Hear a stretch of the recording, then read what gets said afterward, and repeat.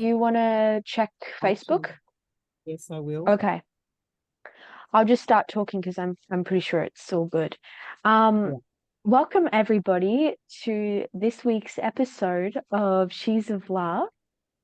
We have a very exciting episode because we have another new guest on today. I'm so excited to introduce to you Dr. Gary. And how do you say your last name as well? Was it it's Wohlman? Is that how you say it? Yeah, Wohlman, like whole man. Okay. Ah, I like it. I like it very much. Yes, cool. So, I did a little bit of like stalking on the internet of you and looked at some of your work, and it's very, very interesting. You have your own technique that you've developed, called the Method, and it's about, I guess, well, we'll talk a bit more about that, and you can talk more about that when it comes up. But yeah, I you've had a very interesting life, a lot of artistic stuff, but then also um, you went into the more psychology side too, and like scientific, because you went to like university and you got a degree in psychology and stuff. So life has taken you on a very magnificent road. It feels like from looking at your website and reading a bit more about you. So I'll ask the big question that we always ask our new guests, and that is, what is your awakening story? And before I hand the mic over, just a little bit about this question because it's such a big, impactful question. It's really up to you how you answer this. And really, the intention behind it is for you to share your story in whatever way that you want. We leave it very broad, so you have the complete freedom to share what you want, how you feel, and just like kind of take the reins. So yeah, I'll hand the mic over to you. Thank you. I love being a playful character. It's always been a way through my life rather than the more seriousness than serious than the ways that I was brought up in New York City when I was first born. My awakening story is very clear. I thought about it 4 or 5 times since you brought up the subject just 10 minutes ago when we were talking before the formal beginning here. And this is what happened. I was graduated from Johns Hopkins University, pre-medical psychology studies, combined major.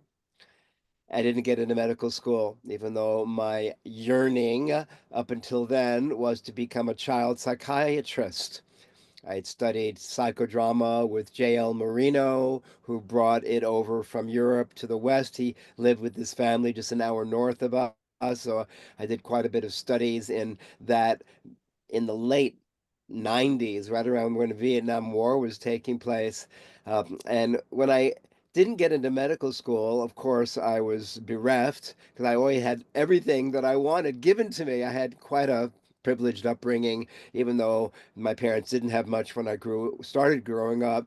They did send me to the finest school and Horace Mann private school in New York City, which I came out as the one senior of 100 people in our graduating class that received the top award for the student who had the best combination of athletics and academics. And that's been the story of my life. But when I did not get into medical school, I went to Boston. I flew to Boston from New York, and a fraternity brother's father, who was a psychiatrist, was kind enough to see me casually, not for a therapy session. And he said, "Why do you want to be a doctor?" And I told him, my reasons, which were very clear to me. And I spoke with him. He responded, he said, "Son, I have just heard you tell me all the traditional things about being a doctor that many people aspire to: prestige, power, money, authority, influence, position. However, my young lad, he spoke to me in a affectionate yet slightly condescending tone. I see here in front of me a youth who is so full of vitality, energy, creativity, enthusiasm. Are you aware, 1973, that the new field of humanistic psychology and the human potential movement is just beginning? And you would easily be a leader, a pioneer in that field with your feelings for humanity, your caring, your creativity, your contribution. There's these California schools of professional psychology all throughout California. Go check them out. Check out schools like those. You would be a real leader in your own right, not trying to fit in to someone else's own box, which you don't fit in anyway, carving your own way. So my awakening moment was this. I left him walking around the streets of Boston before I took a plane back home to New York with my parents, and I heard my body singing, shouting, yes, yes, yes. It was the first time ever that I can remember the visceralization, which I now teach, of my body's wisdom, intuition, waking up with an uplift of energy, a clarity of thought, a profound depth of connection to my true authentic nature that I'd never, even though I'd done improvisational theater and all of this work with psychodrama and emotional release work, even in my late 20s, actually my late teens before I entered the 20s, um, I told my Mom and Dad, it took these two huge suitcases. I'm leaving home. I'm going to find my own way. My mom cried. She said it was the first time she cried in ages. She knew I was leaving for good. And I left. And that spurred me checking out the California schools of professional psychology. I never went back to live. I did go back because I thought, like, Dorothy and the Wizard of Oz. I better check out to see where I left a few years later, but I couldn't quite connect.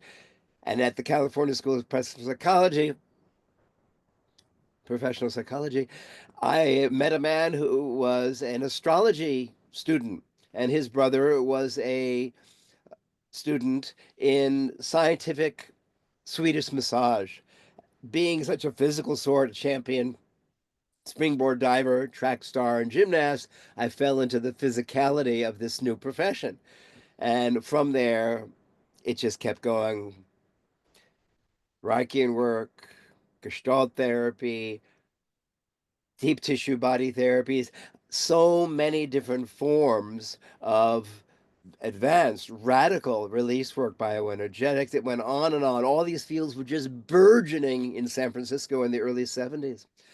And I developed my own form of stretching the muscles of the body while speaking in rhyme like Dr. Seuss at the same time to take people on a swift vision quest and instantly transform their relationship to their bodies, to their partnerships, to their communication, to their creativity, and their contribution to humanity. And this set up, now I'm 73, a huge catalytic conversion of who I thought I was now, from years and years and years of traveling New York, California, Hawaii, New Zealand, Australia, Bali, Thailand, and then back to the east coast of Australia.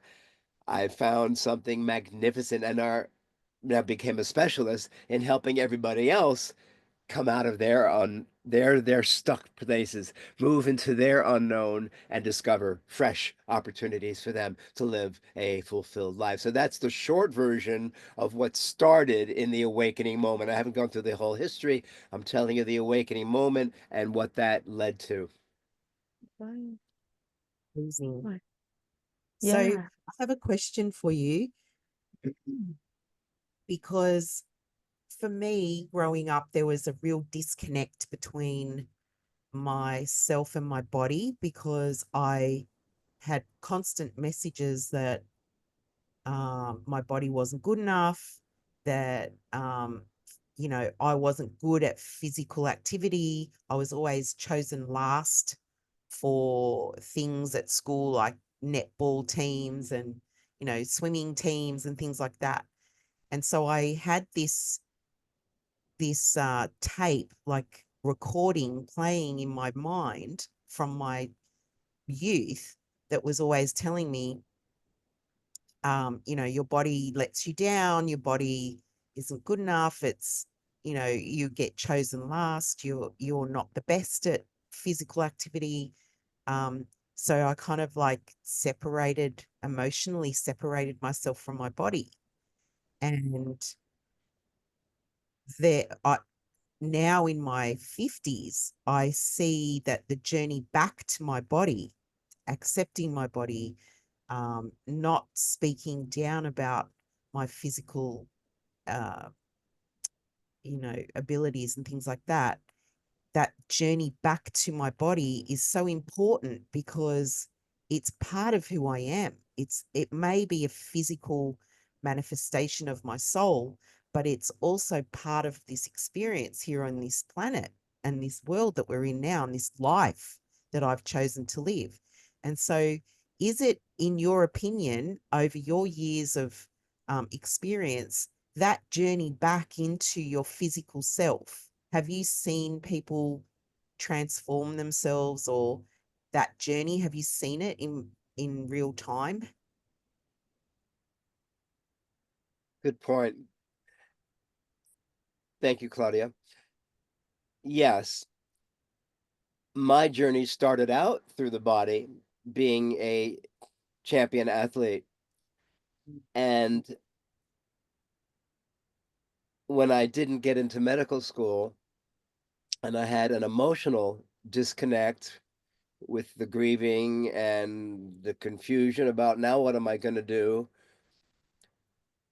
I found and was drawn to, as I already mentioned, numerous body centered practices that gave me more of a tangible connection to now what I teach as a presentation doctor and speaker's mentor, to see that the more physical I can communicate, you see, I use gestures to make pictures of what I'm saying.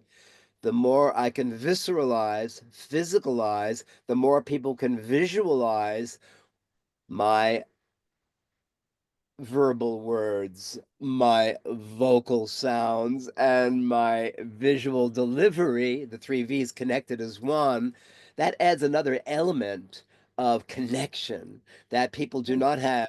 Most people are talking heads. It drives me crazy. And that most people in this world, in our Western culture, are trained to do all the right intellectual things, and it looks good on paper, but it's not the same in the truth of one's Mm. authenticity and speaking from the core of one's being. So I went through tremendous breakdowns and breakthroughs in my identities about who I thought I was as a soul, as a body, as a being, as a man.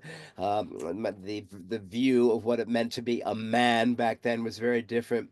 And Georgia, Claudia, you mentioned something about not being enough. My mom's youngest sister in the mid 1940s in the Second World War heard that she had leukemia and died a month later. In the Jewish tradition, the firstborn is named after the last died, Gary Gladys.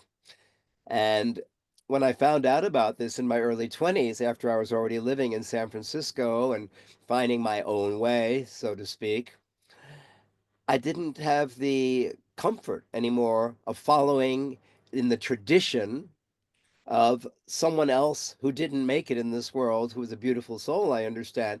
So I had to find my own way.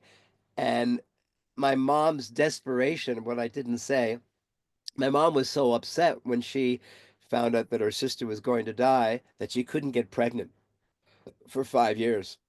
And she went to all the best doctors in New York City. She got all of her hormone levels up. And after 2 years, Mr. Supercharged over here comes bouncing out 3 weeks early. Well, she had such huge expectations of me to become all and everything, which in many ways I have many times over and beyond that. But I lived with this deep feeling of I'm never enough for my mom.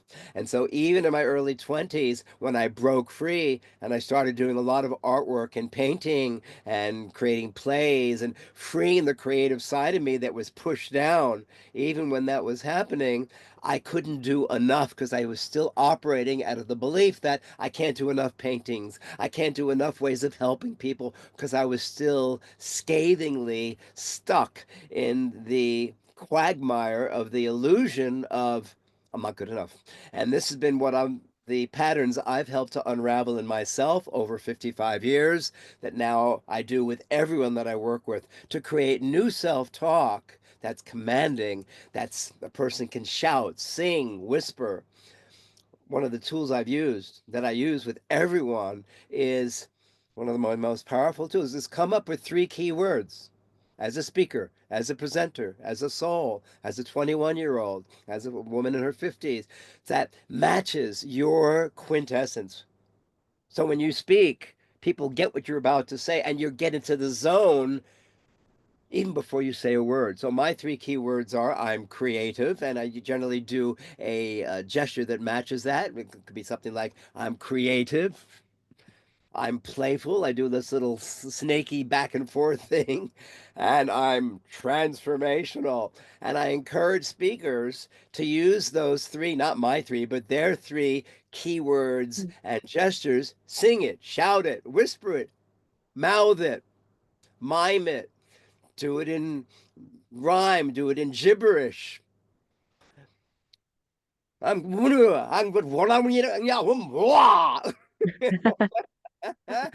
it, it awakens people. Mm, Talk about awakening moments. This is a instant awakening moment mm, that people could practice just before going on stage. So this is one of the things that I developed over the last 55 years, about 10 proprietary, easy for me to say, just woke up tools that transform a person's ability connect with their body. Yes, with their message. Yes, with their messaging.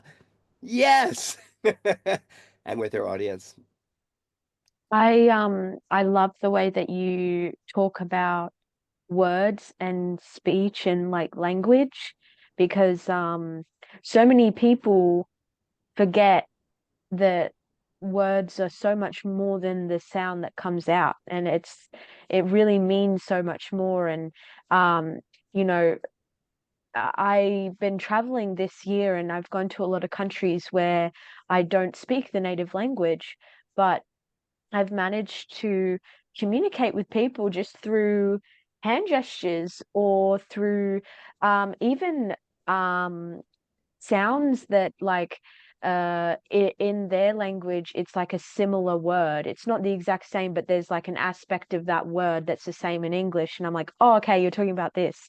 And through facial expressions, through like so many different ways that we communicate, it's so much deeper than the words that we say. But then also on top of that, the words that we do say have so much more meaning that we than we give credit, because they're linked to our beliefs, and um they are directly what we create from. Like if you say that you're not good enough, or if you say, negative words, then that's what you're reinforcing in your life. Just like the same when you say, that you are enough, or that you're a beautiful person. That's what you start to create in your life. And so I really love the way that you're talking about it. It's not just the words, but it's also the hand gestures and the repetition. It's very, very interesting. And I wanted to ask you how you kind of discovered this for yourself and where you began. Okay. Thank you. Good question. When I was developing my own unique form of transformational body therapy, which I later called, when it became government endorsed by the Department of Education and Training here in Australia, years after I had created it, 30 years out later, one of the key elements that I had to unravel for myself was exactly what you just said: the relationship between the thought, word, and action. One of the most powerful statements that I often have speakers share before they go on stage, or just before they, like a horse in the starting gate, says to get into that zone, are these words, and you can do this with me.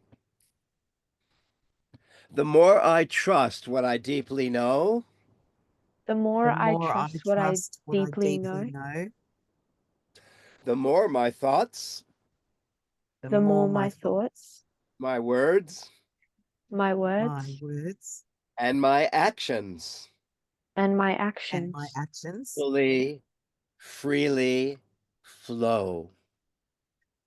fully, fully, freely freely flow. flow. Hip, hip, hurrah! Hip, Hip, hip, hip, hooray! hurrah. Oh, row your life is what we theme. So I've turned all of these silly expressions into something powerful and profound.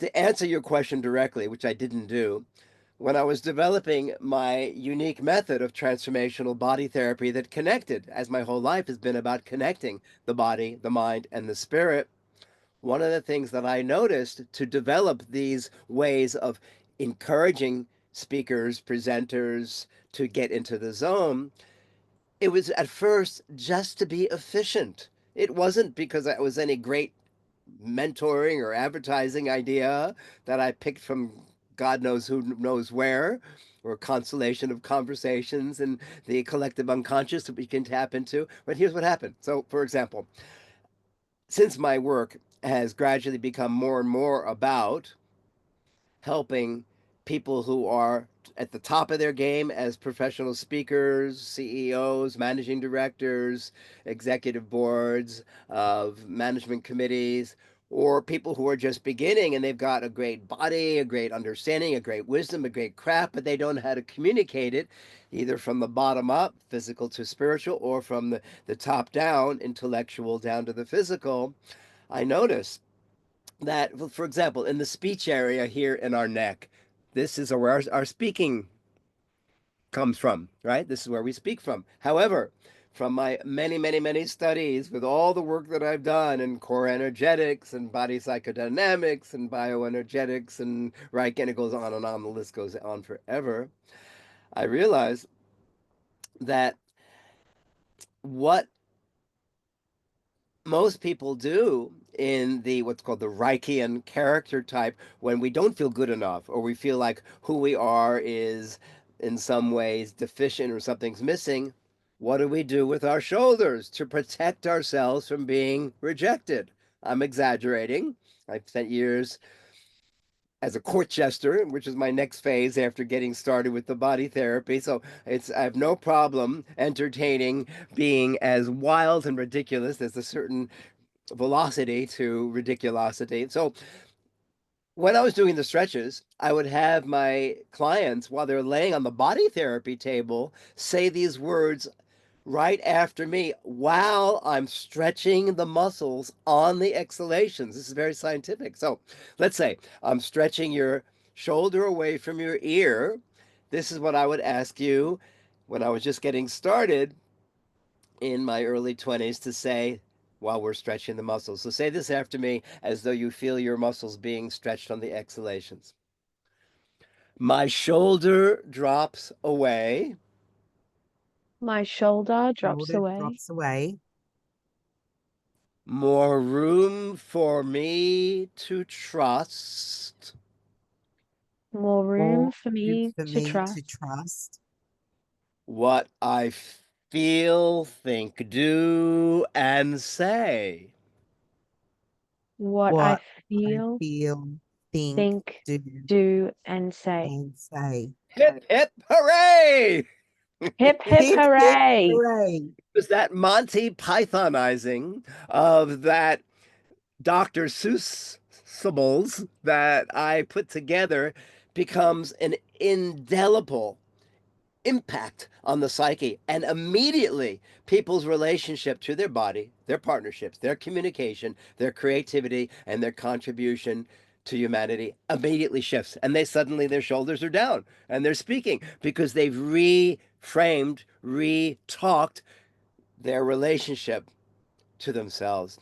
Another one is, let's say you want to reach people with your wisdom, your voice, your message, but you don't believe it because everybody has some negative self talk, whatever your flavor is. And so I'll say, using my Monty Python techniques, exaggerate doing it all wrong, saying these exact correct words, but doing it like you don't mean it. Saying these exact words, it's easy for me to reach you with my message, but do it in a way that exaggerates that you don't mean it. So people might do something like, something crazy and ridiculous like that. And obviously, they don't mean it. I say, good. Now, I remember I was doing this with a woman who was a nurse from Vietnam, and she saw horrific things happen in Vietnam. I was presenting. I was at the National Speakers Association in Washington, D.C., and this woman heard that I work with some of the top speakers in that organization. She came to me and she said, "Hey, what can you do to help me? I'm going to be falling over like a leaf telling people these horrific stories." I did this exercise with her. First, try to impress people by saying those words, which was, didn't feel good at all. I say, now do this physical exercise.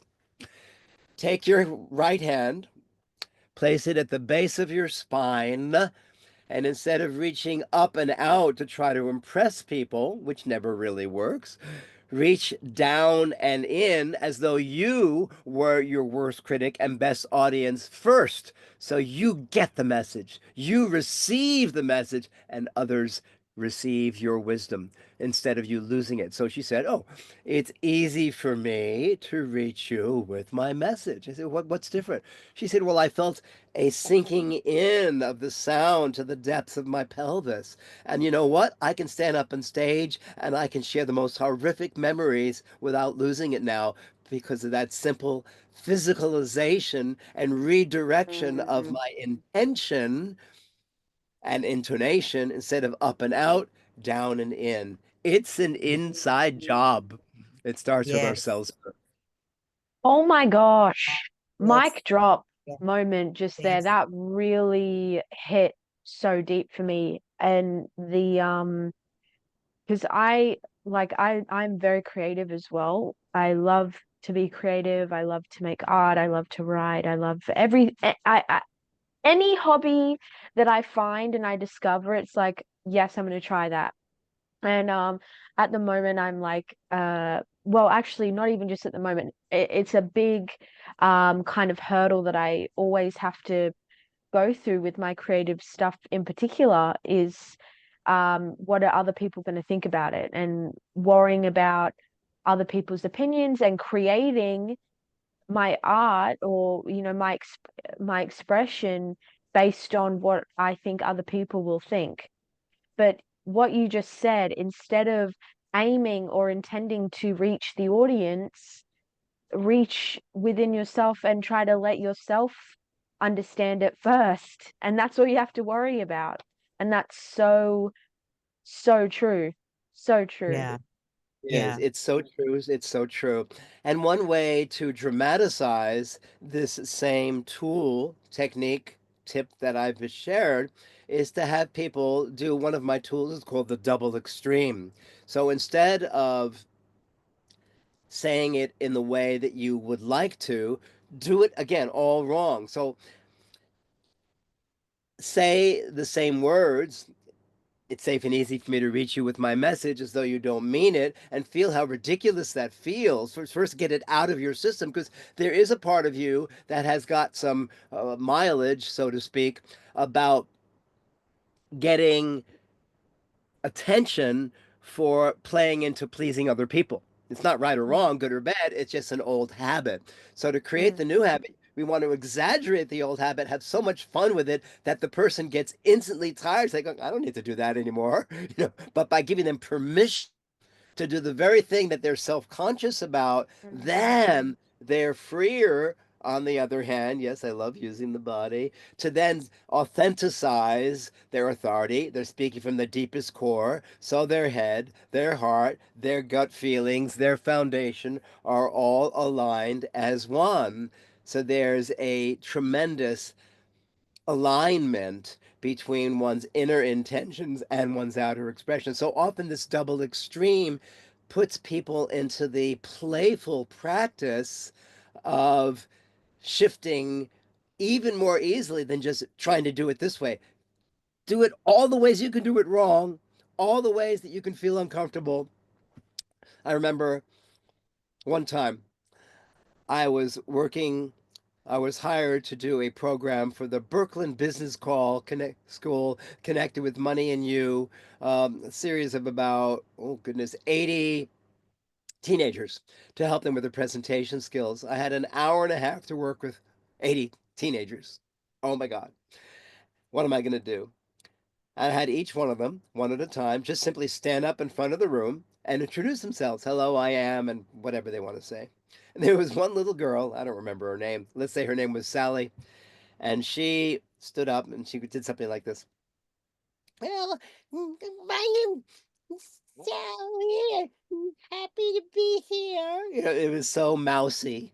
And instead of making it wrong that it was mousy and, tiny, I said, you know what? That was really great. Spending years as a coach, a counselor, a therapist, a healer, a mentor, I've practiced this over many decades. So that was really great. This time, yeah, it sounded almost like a little creature, like a mouse. Not making it bad or wrong or right or like there's something wrong with being a mouse or being small. I said, you know what? This time, say the same thing again, even more like a small creature, and let's see what that's like. She made it even more exaggerated because she had permission to do what she must have been feeling self-conscious about. Hey, Sally, I'm so happy to be here. Great. Now, what's the opposite of a mouse? What's a creature that's fiery and king of the jungle? And it's a lion. Yeah, that's right. You got the right answer. Perfect. So here's what I want you to do, Sally. Go to the back of the room where all of your 80 peers are, and stand there and come running up like a lion to the stage. And then, just imagining yourself like a lion, introduce yourself. Sally goes to the back. She comes running to the front of the stage. Hello, I'm Sally. I'm so happy to be here. And people gave her a roaring applause. What did I have her do? Exaggerate what was self conscious so she got permission to get it out of her system, to fully express it out of the system. And then it freed the emptiness, the openness for her to bring out her optimized self. Very simple practices. Yeah. I've We're so never, afraid to make a mistake, aren't we? Sorry, Juliet. no, that's But okay. I think as humans, we're so afraid to make a mistake that your technique gives people permission to do it how, like, to go to the worst possible thing that they can think of, their imagination, and get it out so that when they're in the moment on stage and presenting, they've already lived that experience. So it's not so scary anymore. That's right. That's right. I remember I was working with a man who was working at DuPont, the international corporation, at a speakers conference where I was one of the leading facilitators, teachers. And this man said, I have a problem. I work with American audiences, and I work, on the other hand, with Japanese audiences. And I can't present the same way to American audiences as I need to the Japanese audiences. So I said, okay, let's turn this into a game. What a wonderful opportunity. Let's have you break the audience into two sections. And when I point to you, to one of the halves of the audience, I want you to present as though you're speaking to that American audience, gregarious, big gestures, loud, enthusiastic. Um, and then when I say switch or do a flick of the fingers, you then suddenly switch gears back and forth to the more formal, respectful, inward directed Asian audience. By doing that a few times, just like you just mentioned, he got used to what he could do differently with each one because he did it on command. So when he was in the live situation, he could easily do what we practiced because exactly what you just said. He rehearsed it. So he didn't have to be concerned about getting it wrong because we already Yeah. did that. We did that in the actual practice session. Also, when I'm giving speakers coaching about the question and answer period that often speakers and presenters have at the end of presenting, often they get all bottled up about, how am I going to answer certain questions? So, one of my tools is write down and practice with me the worst questions, the most challenging Yeah. questions, the ones you Yeah. don't want to be asked, the ones that are going to throw you off your magic carpet, and I'm going to deal with you with those one at a time. Write those questions down. And then when you do the actual situation of your question and answer, why not start with one of the most challenging questions that I've ever been asked is because you practice it now is how do you deal with forgetting your lines on stage? How in the world do you take command when you totally lose it on stage? Well, so by giving people the opportunity to practice what's the most difficult, they come out of the skid by Yeah. moving through it in this powerful, passionate, precious practice that I do with them. So these are really simple tools. The rehearsal zone gets people in the zone so when they're presenting in real time, they no longer have that old, not good enough, have to please people, and they come from a place of commanding, confident, connected presence. Wow. I've never heard this approach before. I've never heard someone say, okay, so your worst fear is this. Let's make it even worse. And on top of that, let's actually enact this out in reality. People are so terrified to do that. But I think, well, everything that you've said is like aligned with me so much. But one thing that is my mantra at the moment is don't take life so serious. It's not that serious. Life is not that serious. And I was even talking to mum about it today. And what you're saying is exactly the embodiment of that, of like let go of the fear and actually it's not that serious. Let's look at this in real life. Let's be this version of ourselves so then it's cleared and then we can move on to the opposite polarization and explore that too. And I kind of in my when I because I'm a visual thinker, like the way that I visualize that is like almost like a bow, like an archer's bow, like drawing back into that negative fear space and enacting that so you can be launched so far and go so far ahead. And it's like a power, like it shoots you, the Yep. momentum of that shoots you forward. And it's Makes so so much sense. true. It's so true. Mm. I want to piggyback on what you're saying. After in my early 20s in San Francisco, developing my own unique form of body therapy, connecting sound, breath, intention, affirmation with deep stretching at the same time, this multi-sensorizing, which has become the hallmark of all of my teaching.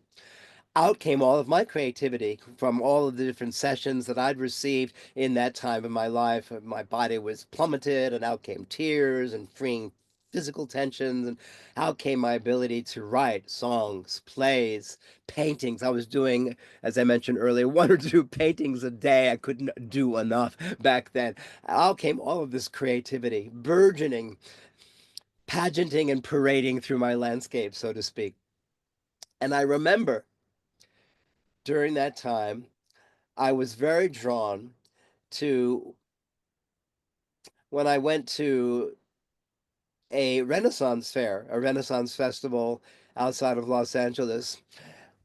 I went to this Renaissance festival and found this exact jester head on a stick in this Renaissance festival. And I had so much creativity coming out for me at that time that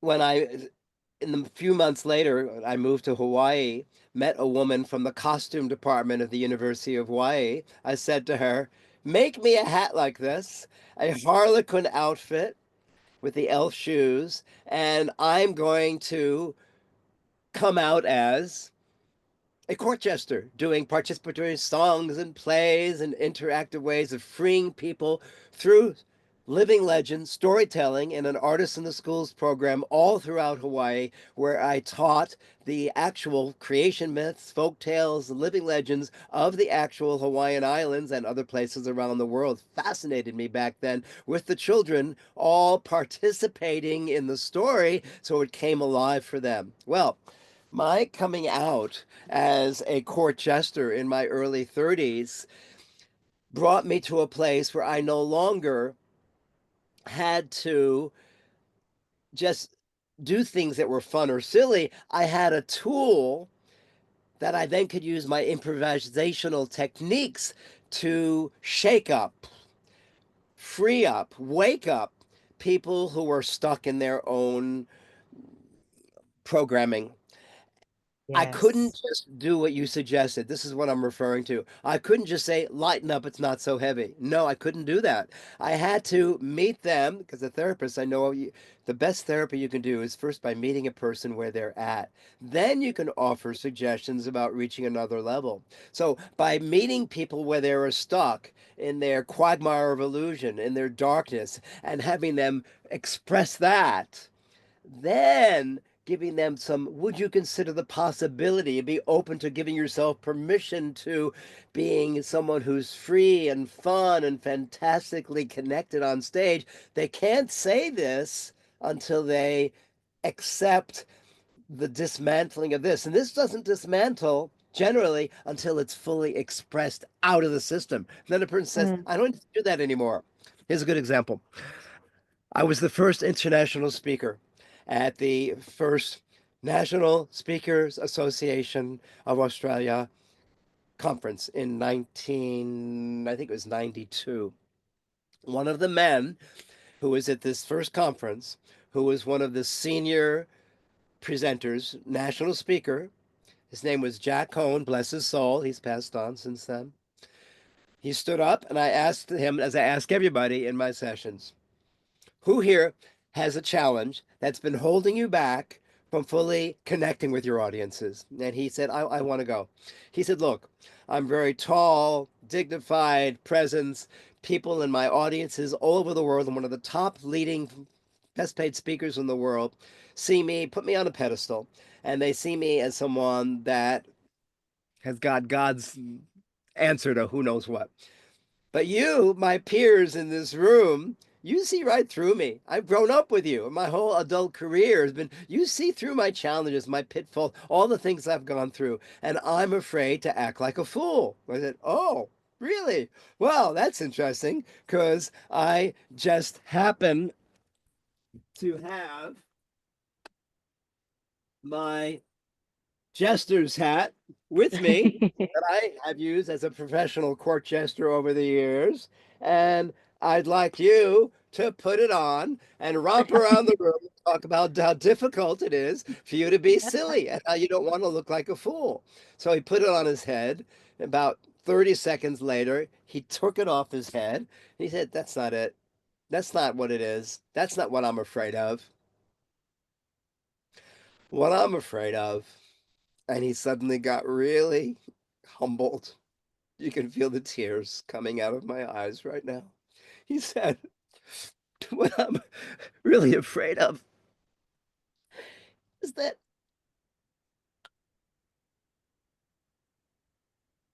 I haven't been comfortable sharing to my audiences how much I care. I care so much about all of you.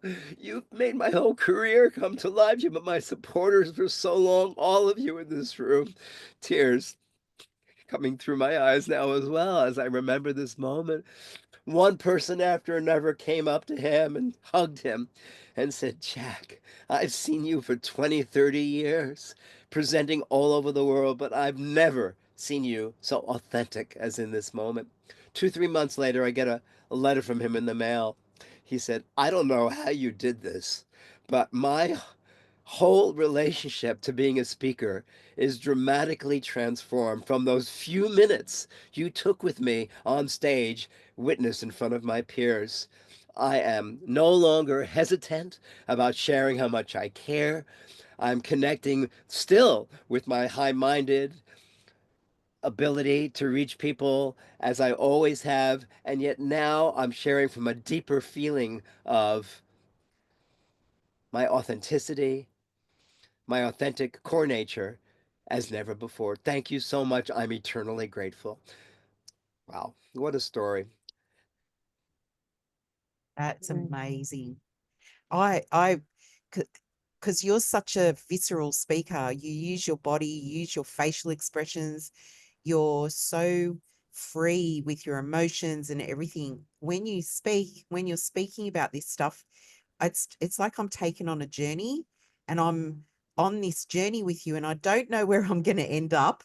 I don't know where I'm going and I'm kind of going, where is this? Where are we going to end up at the end of this story? But you always take us to a place that is hugely resonant to me, like mm, hugely resonant. I really, really understand and feel what you're saying because I've been there.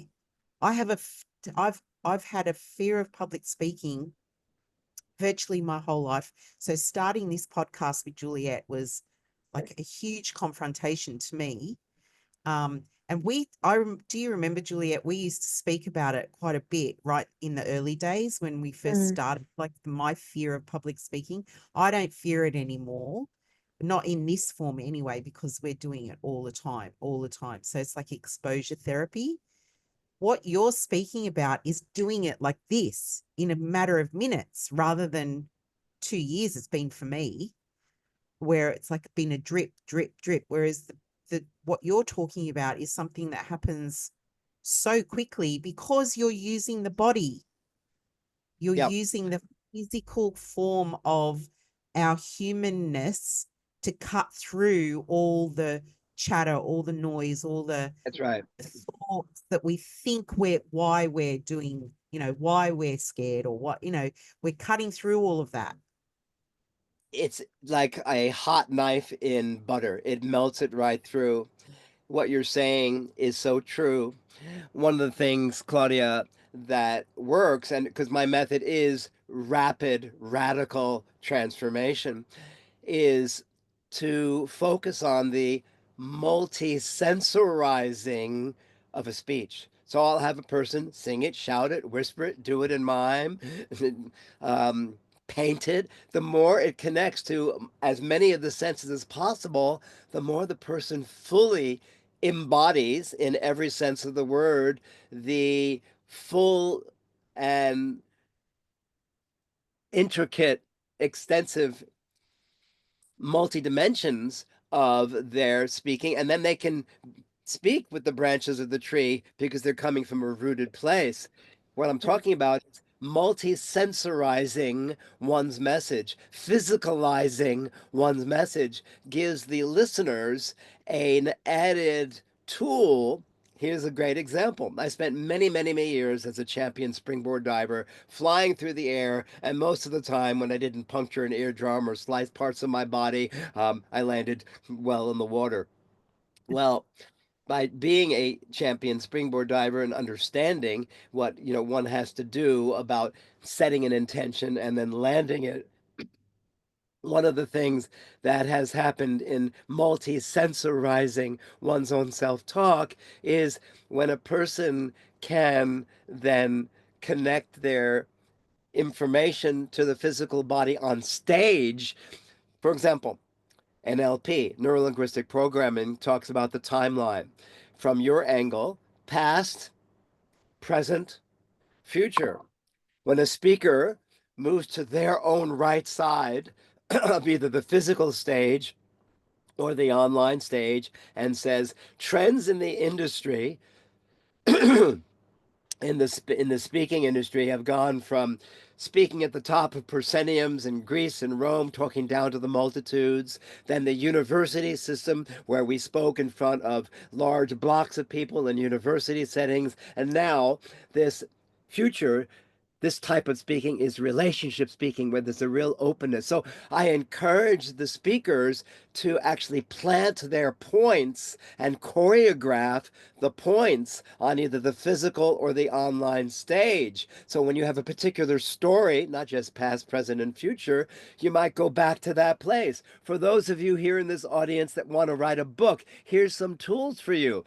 Write down your ideas, get them out of your system. Don't even make sense of it. See it later. Your presentation will start presenting itself. For those of you in this corner who've already written a book, but you're uncomfortable using your body language, one of the tools that I would suggest to you is to practice your presentation with no words, just with gestures, and watch it come to life. So by having people who are developing speakers choreograph their key points in sacred spots on the actual physical and online stage, this is another tool for the audience to know what we're going to say before we even open our mouths. Oh, he's going back. She's going back to that part of the stage. She's going to talk about that same element. So it's conscious discipline, joyful discipline, and another layer of actually training the audience to know what you're going to say before you even say it. Powerful stuff. Yeah. Wow. Wow.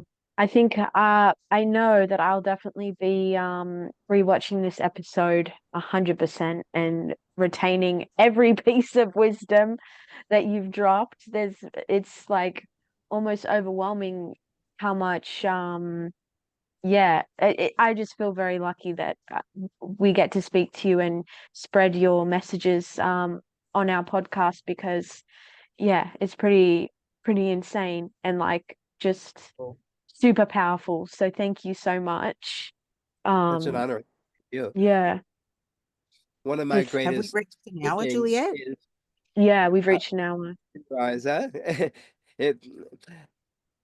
One of my greatest teachings is to assist people. This is part of my mission at this stage of life, 73, to give back to life, particularly at this time where life itself, humanity itself, is calling for us to bring our message, our voice, our wisdom out into the world as we dream Mm, possible. So practicing this, being a model for this, and helping people reach that place in as short a time as possible, in a sustainable way as possible, is going to take us out of the skid of this tremendous situation that we're in and give us, whether humanity lasts or not, an opportunity to break free of the traps of fear that we have been playing out the old stories.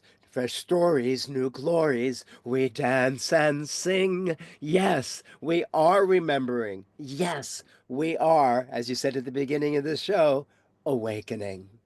mm, Yes, I love that. yeah, That's amazing. Thank you so much for your time, Dr. Gary. We would love for you to come back on if you feel I so would called love to. to. Yes, please. And thank you for your time today. It's been a joy talking to you, and yeah. everything that you've shared with us has a deep, deep resonance with my experience here on this earth. And I'm walking away with tools now that make sense, Mm, and also I know will transform how I do things and internally. my Mm. self-talk. So I really thank you for that. It's a huge gift.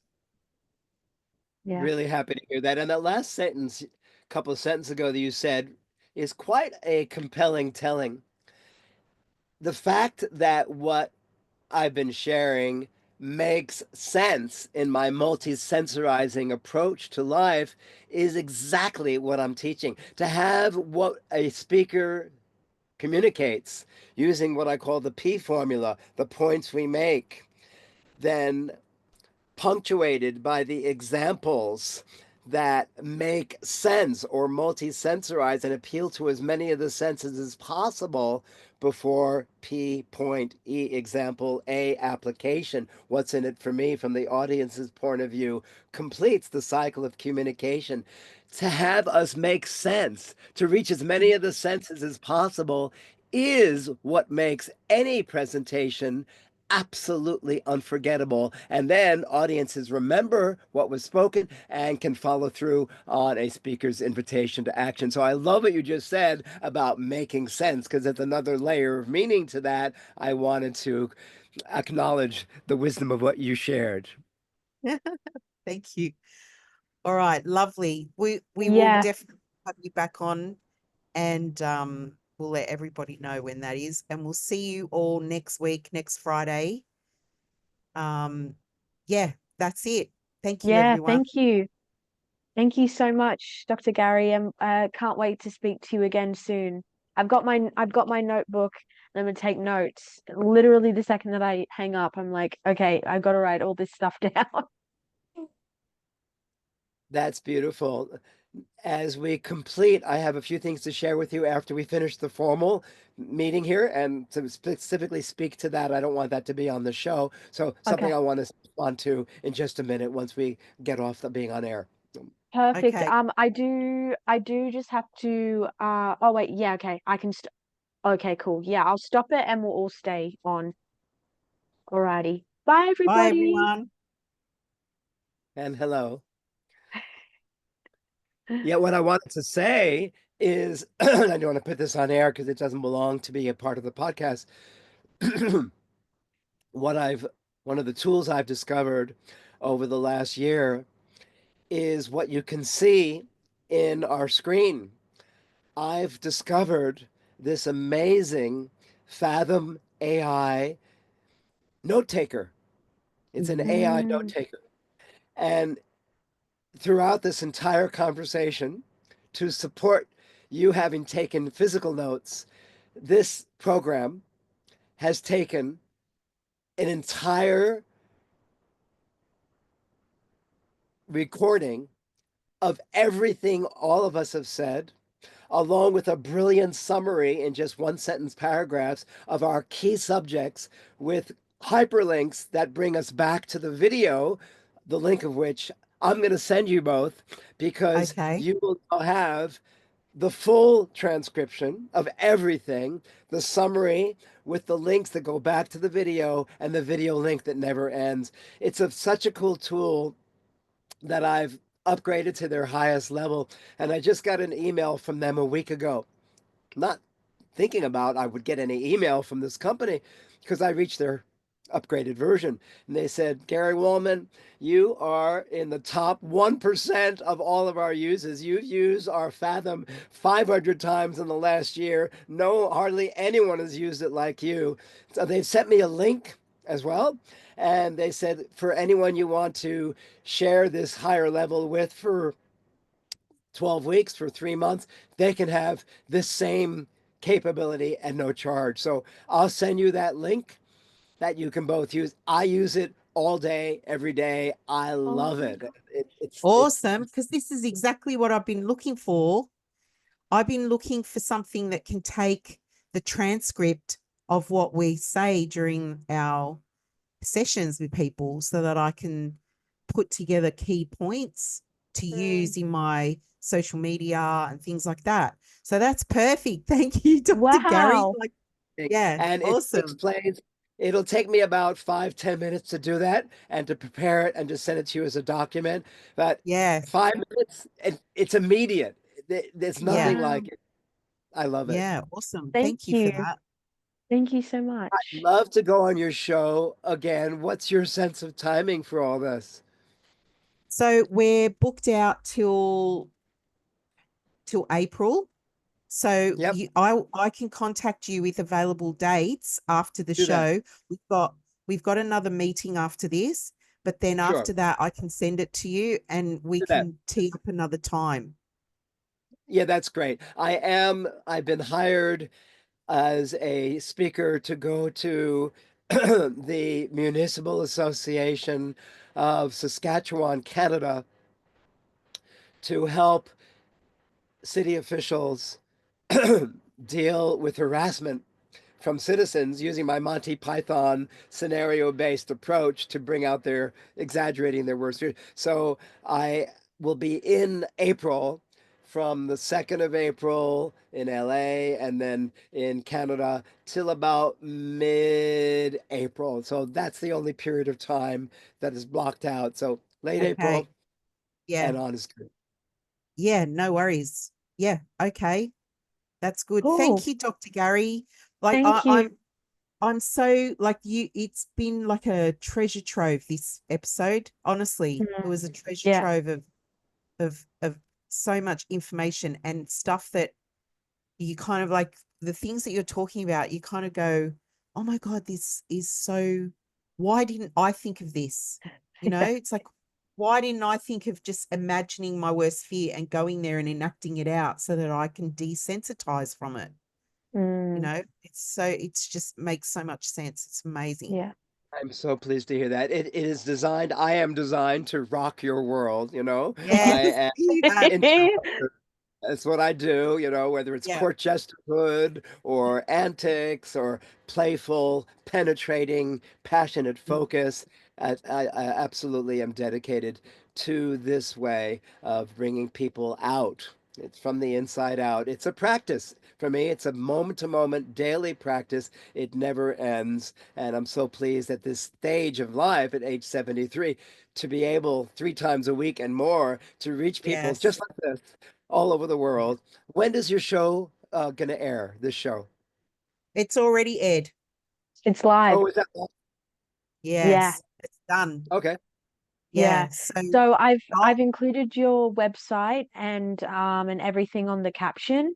But if you want, we can send you the live on Facebook and you can share it from your Facebook or I would we like that. One thing I would also love, because I would also, along with doing that, like to support your show even more. Since I have a very active, and I appreciate you subscribing to my YouTube channel, I would love if you could send me an MP4 version of this as well.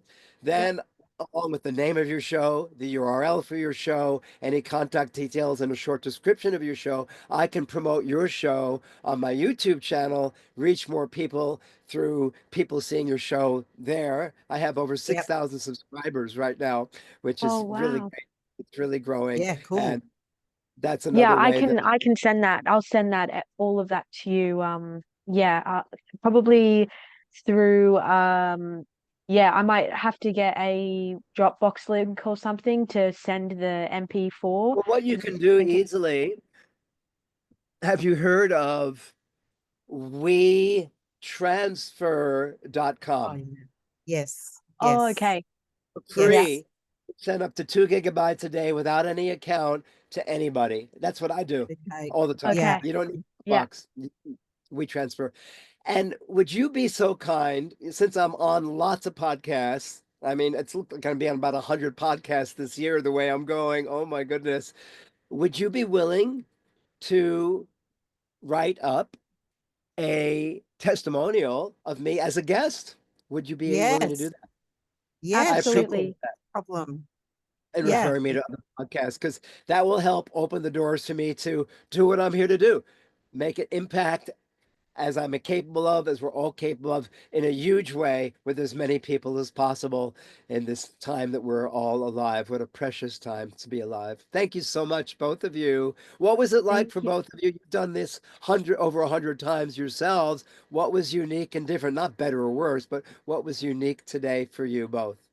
Uh, for me, it was definitely the journey, like I said in the podcast, the journey you took us on, it was like, it was it was so interactive. I felt like it was interactive, and it was like, where are we going with this whole journey? And then the places you land, the places you take us to, and the places you land, it's like I just felt myself going, yes, yes. Like I Mm. even gave you a Yes. high five at one point. Like it was like, yes, we're like it resonated so deeply.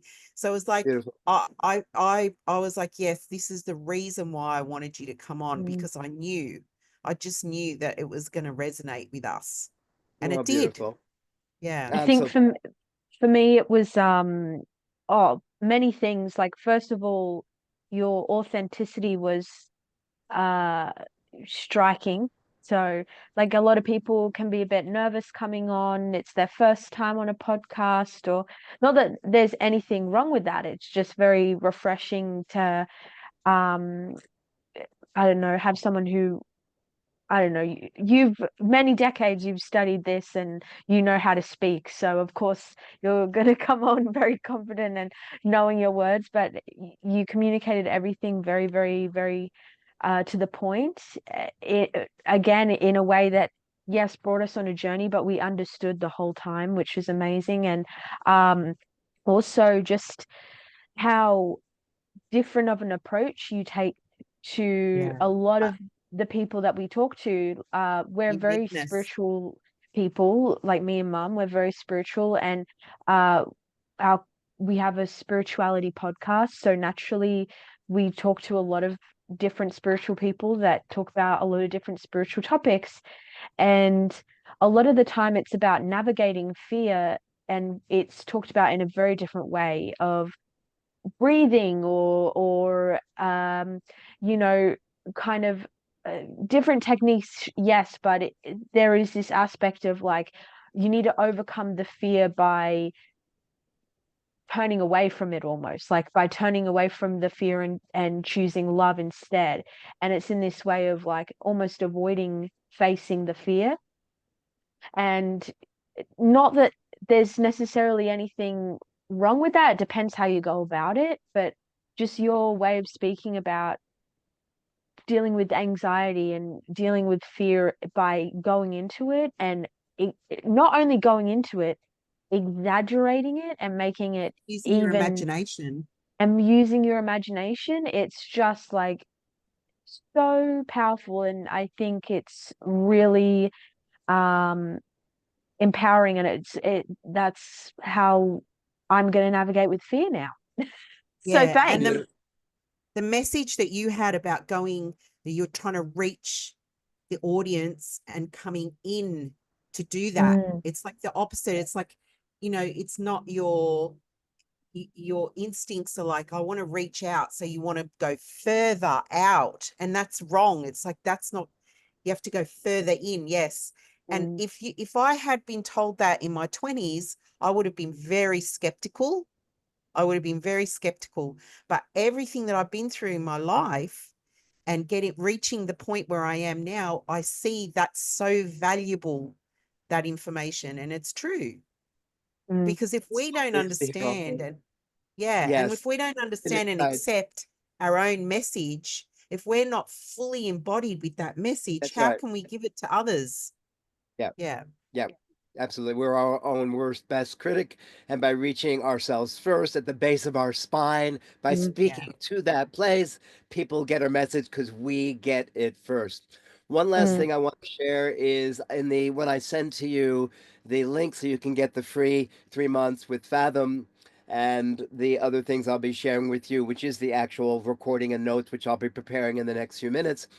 I will also send you the upgraded because I have a new picture, speaker profile, and offerings that I've created since even 2, 3 days ago. So you can have that to share with your audiences. And I appreciate you putting me in touch with other podcasters who would love for me to Yeah. be an awesome guest on their show as well, obviously. Yeah, sure. Yes, of yeah, course. definitely, All definitely, right. definitely. Thank you, Well, Dr. thank you Gary, so for your time. much. Yeah, have a beautiful day, you guys, and I'm gonna have a good sleep. Oh, that's right. Good morning, good All right. evening, and we'll talk again soon. Blessings to all. Bye. Bye.